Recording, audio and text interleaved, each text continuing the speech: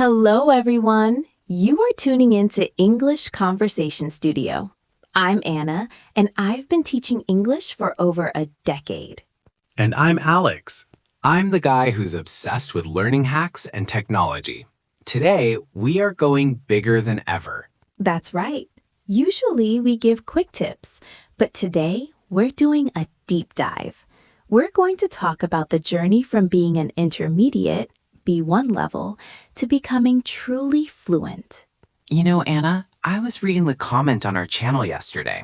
Someone said, I know the words, but when I open my mouth, they disappear. The famous brain freeze. It's so common, Alex. It's like having a library full of books, but you can't find the key to the front door. Exactly. So today, we aren't just giving tips. We are building a roadmap. We will talk about brain science, habit formation, and the specific techniques like active immersion and the fluency funnel. So, if you are driving, cleaning, or just relaxing, stay with us. By the end of this 10-15-minute session, you will have a completely new perspective on English. Anna, why do so many people get stuck at B1? They reach a certain level and then they stop improving for years. That's a brilliant question. It's called the intermediate plateau. At the beginner level, you learn fast. Hello, how are you? I like apples. It's easy. But at B1, the grammar gets complex. You have to deal with the passive voice, conditionals, and thousands of phrasal verbs. And it's boring, right? Learning I have a cat is fun. Learning if I had had a cat, I would have been happier is, well, it's a headache. Precisely. But the real reason people get stuck is that they continue using beginner methods for intermediate problems. They keep doing grammar exercises in a notebook. So what's the alternative? Contextual learning. Stop learning words in a list. If you learn the word depend, don't just learn depend. Learn it depends on the weather. Ah, so you learn the whole family of the word and how it behaves in a sentence. Exactly. And Alex, you always talk about the 80-20 rule in learning. How does that apply here? Great point. The Pareto principle says that 80% of your results come from 20% of your efforts. In English, about 3,000 words make up 95% of everyday conversation. At B1, you probably know 2,000 words. You don't need more words. You need to use those 2,000 words in more ways. That is such a relief for learners. You don't need to memorize the whole dictionary. You just need to become a master of the words you already know. Let's get into the secret sauce. Anna, tell us about the fluency funnel. Okay, imagine a funnel. At the top, you have input. This is everything you hear and read. To be fluent, you need high-quality input. Like watching movies? Yes, but not just watching. Active watching.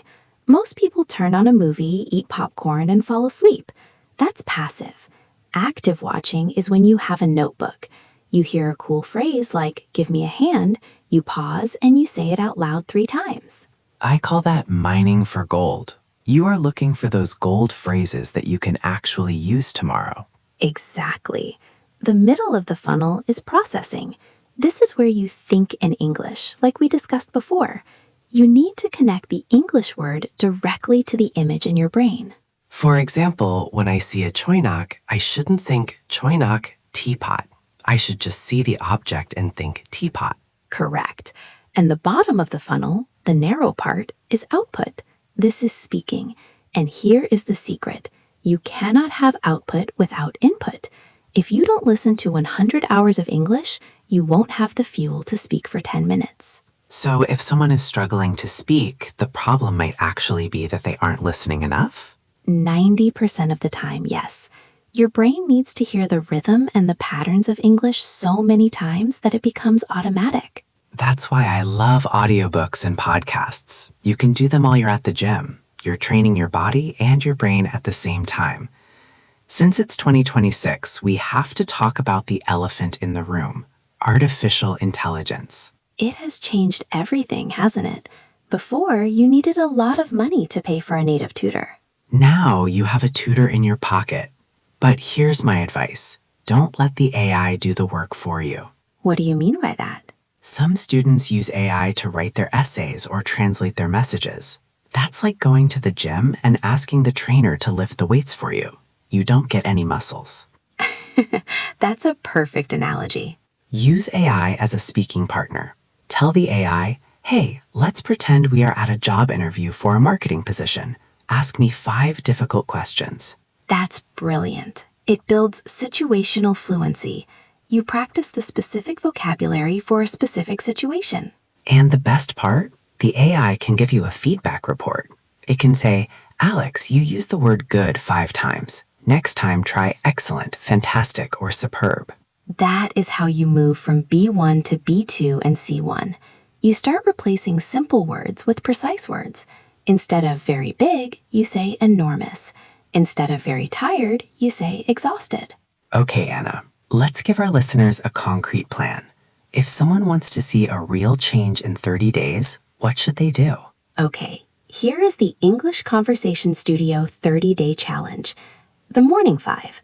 Wake up and listen to 5 minutes of English news or a podcast. Get your brain warmed up. The Commute. During your commute, do shadowing. Repeat what you hear. Don't worry if people in the car next to you think you're talking to yourself. The Lunch Break. Read one short article in English. Find something you enjoy. Hobbies, tech, or fashion. The Evening Review. Record a 2-minute voice note on your phone. Talk about your day. Listen to it and find one thing you want to improve tomorrow. That sounds like a lot, but it's actually only about 40 minutes a day. Everyone has 40 minutes if they stop scrolling on social media. Exactly. It's about smart learning, not just hard learning. Wow, we really went deep today. We talked about the intermediate plateau, the 80-20 rule, the fluency funnel, and how to use AI properly. My final message to everyone listening is this. Be kind to yourself. Learning a language is one of the hardest things a human brain can do. You are basically rewiring your mind. You are a hero for even trying. Every time you say a sentence in English, you are winning. Thank you for being part of our English Conversation Studio family. We are so proud of your progress. Don't forget to hit that subscribe button and let us know in the comments, what was your aha moment from today's episode? Keep talking, stay curious, and we will see you in the next deep dive. Goodbye, everyone. Bye!